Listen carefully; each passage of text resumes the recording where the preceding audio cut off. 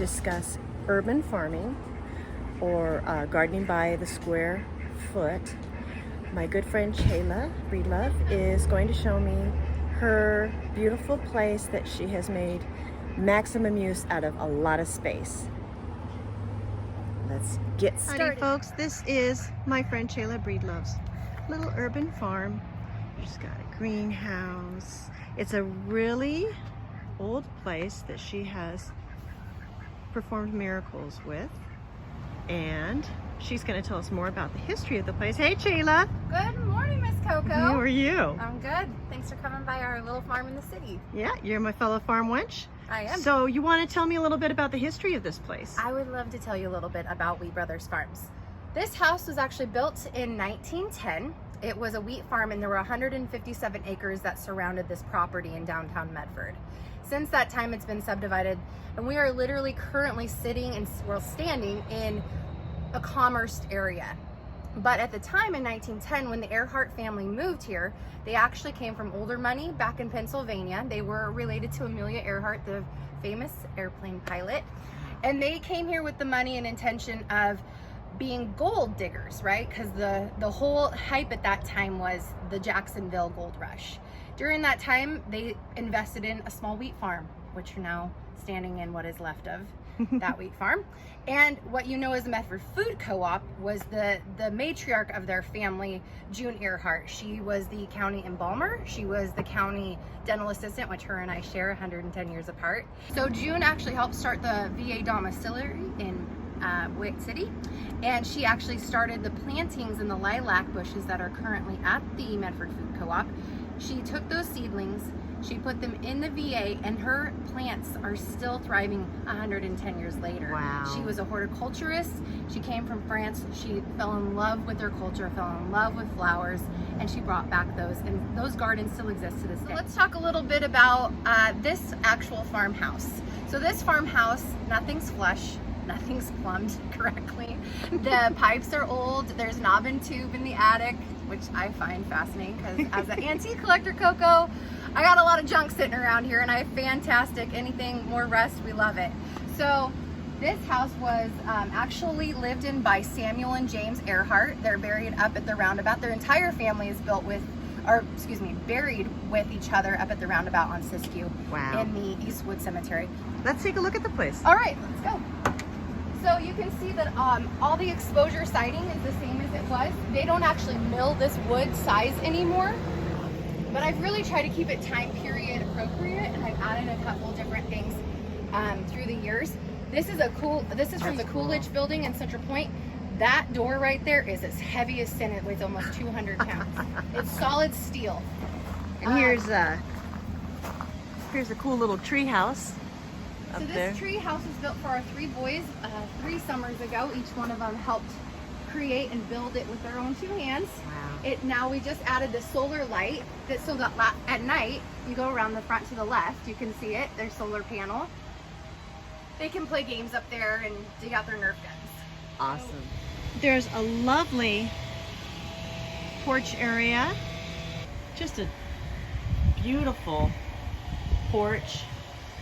You've made a lot of use of space. It's really interesting how you've got things growing everywhere with very limited space. So this is are these greens? They are greens, yeah. So these are actually not vegetables, they're just beautiful plantings. We planted them for our wedding a month ago. These actually were filled with asparagus, and I ripped those out and decided for my wedding I didn't want asparagus, so I decided to plant these instead. Since we had our wedding here. That's actually a blueberry plant. But nice. Other than that, these are all greens. Yep. Nice raised bed. Hi! Here's our greeting committee. So we have yet another raised bed here. So let's talk a little bit about the raspberry. I treated these just a while ago with some neem oil. Yeah, neem oil.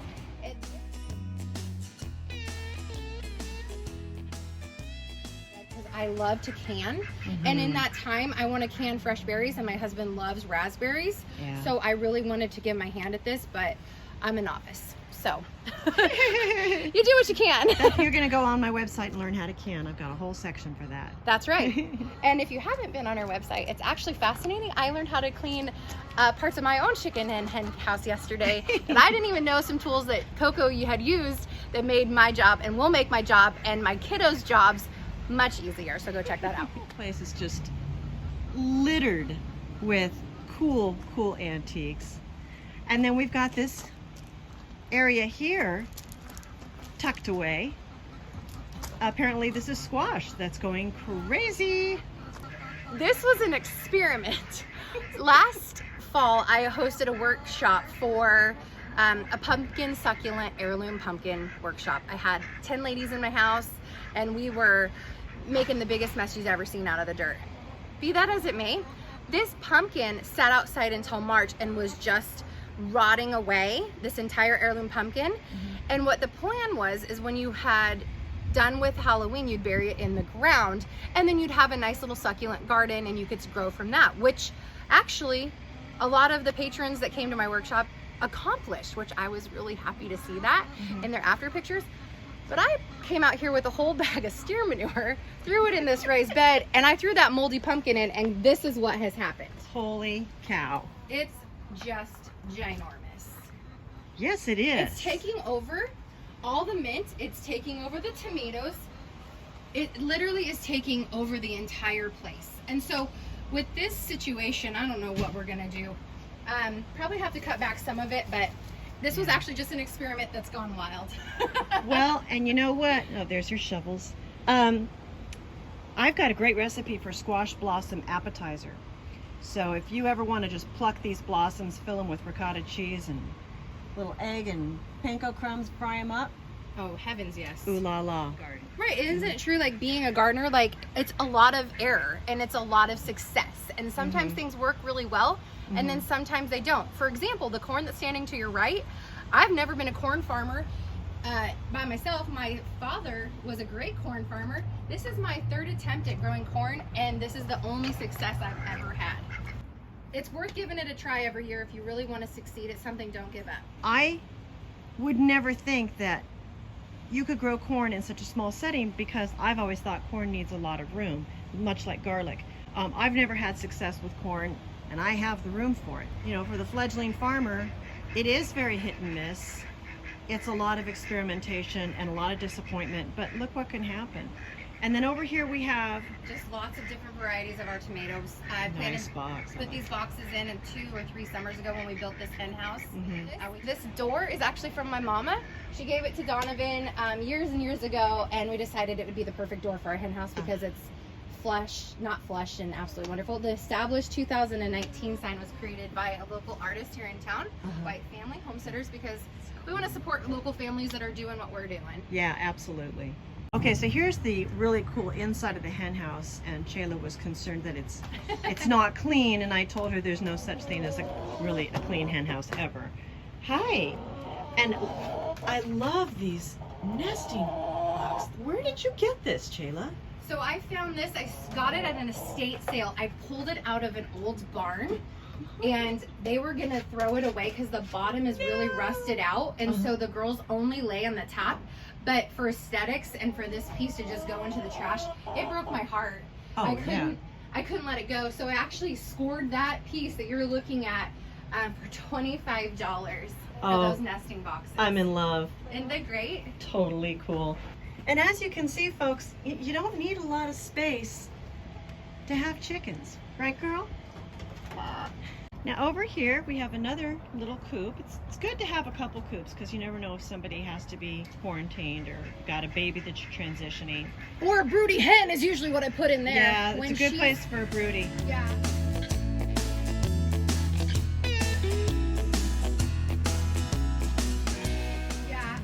I didn't realize the functionality in multiple spots, but having raised rabbits, we have a rabbit hutch. But darn near those stinking rabbits, every single time we get a rabbit, they don't like to be here. So they go off. We've went through about 5 different rabbits, but I love bunnies, so we went ahead and kept that second. It's good to have extra hen houses. Hi, sweetheart. Yes. And I didn't know. Oh, hi, baby. I didn't know you had livestock here. Yeah, so Gibson and Donovan, Gavin River, and I have been watching the show called The Cowboy Way on Amazon Prime, and they want to learn how to rope. And so, having been in 4-H, having raised cattle myself when I was younger, and my farm was actually in Central Point, I grew up on, those are some of the things that I did. I mean, I wasn't, you know, out there barrel racing, if you will, but these are things I learned, and they stuck with me. Their roots, they go down deep. They don't pull out very easily. Yeah, any kind of farming, 4-H, you can get your kids involved in. It keeps them out of trouble. That's right. Now over here we have Cheyla's beehive. She just started with it this spring. She started with a nuke, which is your first colony, complete with a queen. We had to add another deep almost immediately.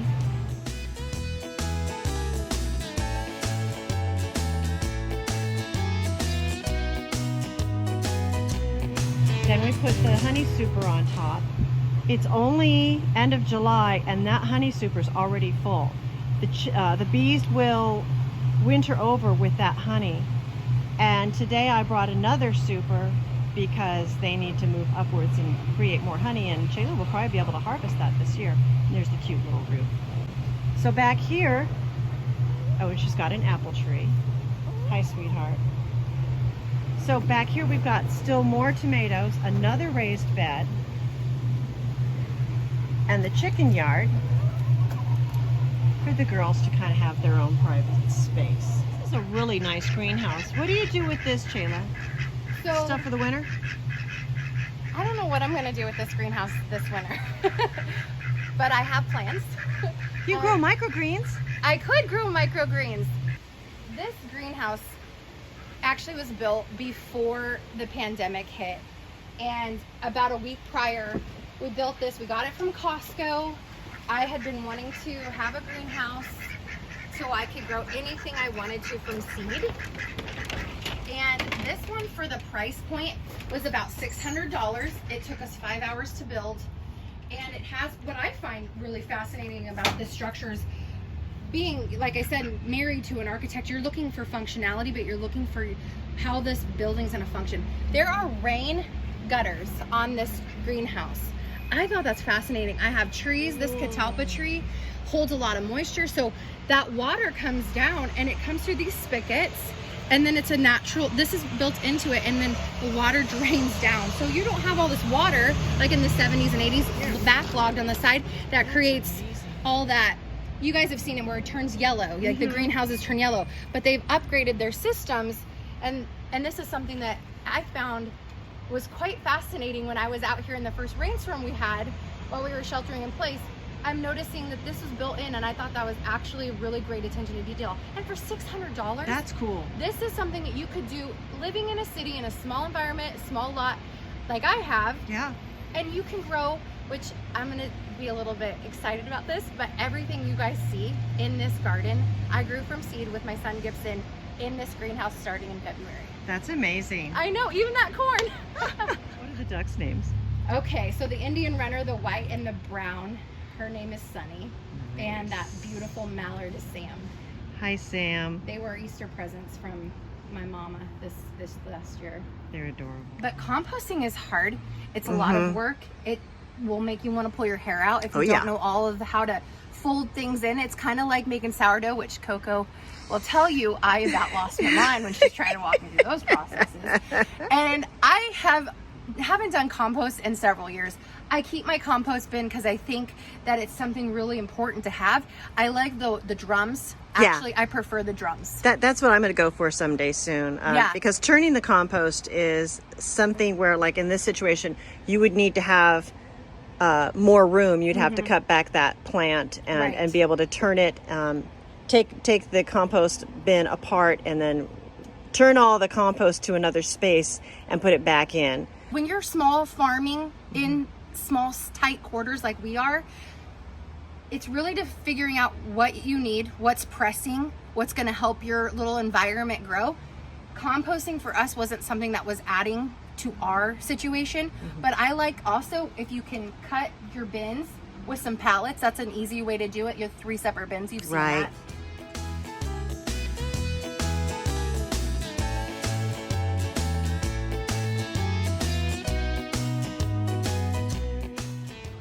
I can tell you right now, that compost bin's probably just gonna sit there for quite a while. Like a lot of small farmers, fledgling farmers, you usually have a lot of irons in the fire.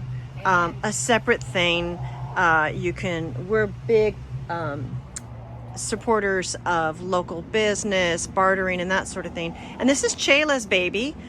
Tell me all about it, girl. So this is a Longhorn coffee bar and saloon. For the last 3 years, I've been converting my old horse trailer into what now you see as a fully functional, self-sustaining coffee bar and saloon. So this is a 1963 Wilson horse trailer. It was purchased by a sweet family down here. It used to have Wilson's trailer long ago on the south end of town. That's a great story in and of itself. A gentleman came by the farm one day and said, "Hey, is this VIN number ... And sure enough, this was his family's horse trailer.